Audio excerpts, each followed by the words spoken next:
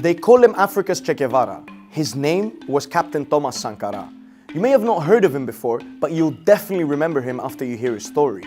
A revolutionary symbol of Pan-Africanism and anti-imperialism, Sankara was a soldier, military leader, prime minister and president of his country that he himself renamed Burkina Faso. He's probably the world's only leader to ever compose his country's national anthem. And in just 4 years of power, from 1983 to 1987, he led programs that vaccinated 2.5 million children, increased literacy by 60%, and planted 10 million trees. He's the first African leader to appoint women to high governmental positions, outlawing female genital mutilation, forced marriage and polygamy. He banned luxury from his government, replacing Mercedes, chauffeurs and first-class airplane tickets with cheap Renaults, small public salaries and a mandatory dress code of natively produced clothes. He opposed foreign aid and backed it by making his country self-sufficient, challenging the authority of former colonial powers such as France. But his unique legacy was cut short by a treacherous assassination in 1987, who many believe was carried out by his then close friend and now ousted dictator and longtime France ally, Blaise Compaoré. Mais je voudrais simplement dire que nous devons accepter de vivre africain. C'est la seule façon de vivre libre et de vivre digne. Je vous remercie, Monsieur le Président. La patrie ou la mort, nous vaincrons. Born in 1949 in the small town of Yako, he was the third of 10 children. Thomas's family wanted him to be a priest, but like many of his generation in Burkina Faso, then known as Upper Volta, he joined the military. In 1970, when he was just 20 years old, Sankara was sent to Madagascar for officer training. During his stay, he witnessed a popular uprising as students and farmers took to the streets and toppled their government and France's lingering colonial rule. This was a transformative experience for the young officer, who returned back home in a revolutionary spirit. In 1974, Sankara was hailed as a hero when his military prowess and strategy was displayed in a border dispute with neighboring Mali.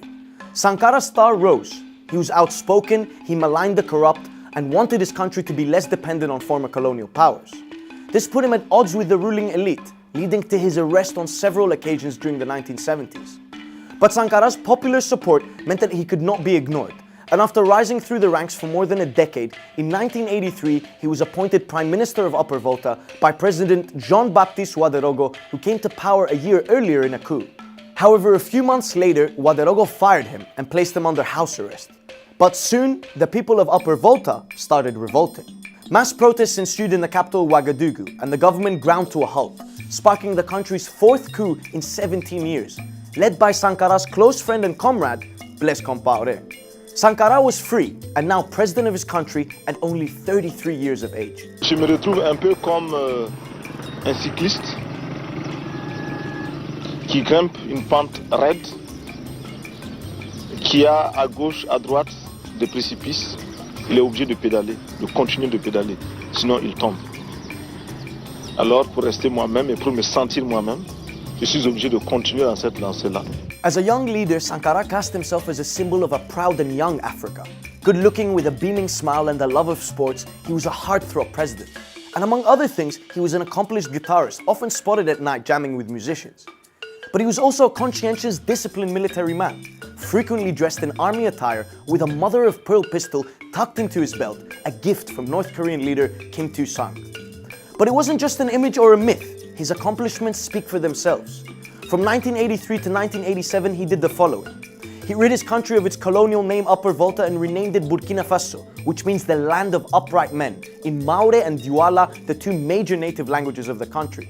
He even composed the national anthem of his country, probably the only leader in the world who ever did that.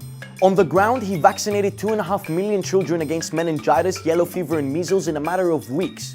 He initiated a nationwide literacy campaign, increasing the literacy rate from 13% in 1983 to 73% in 1987.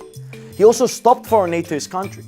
Il y en a qui demandent mais où se trouve l'impérialisme. L'impérialisme, regardez dans vos assiettes quand vous mangez les grains de riz, de maïs, de mil importés. C'est ça l'impérialisme. N'allez pas plus loin. N'allons pas plus loin. But had a plan to back it up. He redistributed land from the feudal landlords and gave it directly to the peasants, and increased wheat production in 3 years from 1,700 kilograms per hectare to 3,800 kilograms per hectare, giving the country food self-sufficiency. He also managed to build a road and a railway to tie the nation together without foreign aid. Nous devons mettre de côté ces aides par notre grande production. Il faut réussir à produire plus. Produire plus. Produire plus parce que il est normal que celui qui vous donne à manger vous dicte également. Ahead of his time, Sankara recognized the effects of climate change and planted over 10 million trees to prevent desertification. He clamped down on government corruption hard, selling off the government fleet of Mercedes cars and making the cheapest car at the time, the Renault 5, the official service car of the ministers. He also reduced the salaries of all public servants, including his own, and forbade the use of government chauffeurs and first-class airline tickets. He even forced civil servants to pay 1 month's salary to public projects. Sankara was so committed to his principles that he refused to use the air conditioning in his own office on the grounds that such luxury was not available to anyone but a handful of Burkinabés. And he required public servants to wear a traditional tunic woven from Burkinabe cotton and sewn by Burkinabe craftsmen. Le Burkina Faso est venu vous exposer ici la cotonnade produite au Burkina Faso, tissée au Burkina Faso, cousue au Burkina Faso pour habiller les Burkinabés. Ma délégation et moi-même, nous sommes habillés par nos tisserands, nos paysans. Il n'y a pas un seul fil qui vienne de l'Europe ou de l'Amérique. One of his most profound successes was achieved through his unwavering commitment to gender equality. He outlawed female genital mutilation, forced marriages, and polygamy. He became the first African leader to appoint females to high governmental positions. He encouraged female employment, recruited them into the military, and granted pregnancy leave during education. Ce qui veut dire que nous devons donner à chaque femme un emploi. Nous devons donner à chaque femme le moyen de gagner honnêtement et dignement sa vie. Funnily enough, Sankara, who loved motorcycles, formed an all-women motorcycle bodyguard squad, and all the women traveled with him wherever he went across the country. Another important facet of Sankara's legacy was his humility and lack of willingness to create a cult of personality for himself. Despite all of his power, accolades, and popularity, he declined to have his portrait hung in public spaces and government offices, claiming that, quote, there are 7 million Thomas Sankaras, referring to the entire population of his country. Outside of Burkina Faso, Sankara opposed foreign aid strongly. He saw it as a tentacle of colonialism and urged African nations to show a united front to repudiate their foreign debt. Notre conférence adopte la nécessité de dire clairement que nous ne pouvons pas payer la dette. Non pas dans un esprit belliqueux, belliciste. Ceci pour éviter que nous n'allions individuellement nous faire assassiner. Si le Burkina Faso tout seul refuse de payer la dette, je ne serai pas là à la prochaine conférence. He was highly regarded by the other anti-imperials of the time, such as Cuba's Fidel Castro, Libya's Muammar al-Gaddafi, Mozambique's Samora Machel, and Ghana's Jerry John Rawlings. But his tone and policies also won him enemies. Burkina Faso's elite were dissatisfied with Sankara's tight control of public funds and the damage that his policies had on their alliances with the West, and what they saw as an increasingly authoritarian style. On October 15, 1987, on his way to a special cabinet meeting, Sankara was ruthlessly assassinated. This is how the only survivor of the incident recalls the event. On entend comme des rafales de pluie, quand vous êtes dans une maison en tôle, des crépitements. Voilà où tout est parti. Et le camarade président se lève en ce moment-là, c'est de moi qu'ils ont besoin. Il sort les mains en l'air, je précise bien. Les mains en l'air.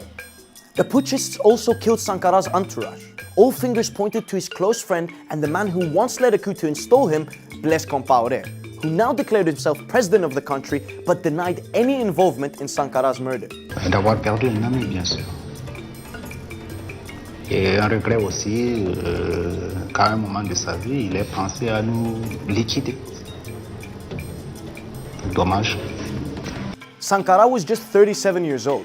Burkina Faso quickly drifted away from Sankara's vision of a self-sufficient anti-imperial state. Compaoré's regime incessantly tried to erase his memory, but as the captain himself once said, while revolutionaries as individuals can be killed, you cannot kill ideas. Compaoré was himself ousted by a popular revolution after he tried to extend his 27-year rule in 2014. The young protesters who called for his removal wore t-shirts that said, Sankara, he still provokes. Compaoré is now unable to return to his country. There is an international arrest warrant out for him for Sankara's assassination and lives in exile in the Ivory Coast. In the last few years, DNA tests and further investigations and trials into Sankara's death have taken place. with the most recent call for justice being directed to Francis Macron to release confidential files which investigators believe will reveal the former colonial nation's role in his assassination. La France ne comprend pas l'Afrique et il est grand temps qu'elle la comprenne. La politique africaine de la France, nous la trouvons très française. Today, 33 years after his passing, a statue of Sankara was erected in 2019 in his capital city at the very location he was killed. Burkinabe youth still sing songs in his name and find inspiration, pride and dignity in his memory. Sankara, Sankara, mon président. Sankara, Sankara du Burkina. Il est venu en homme intègre pour bâtir une Afrique du Sankara, Sankara, Sankara.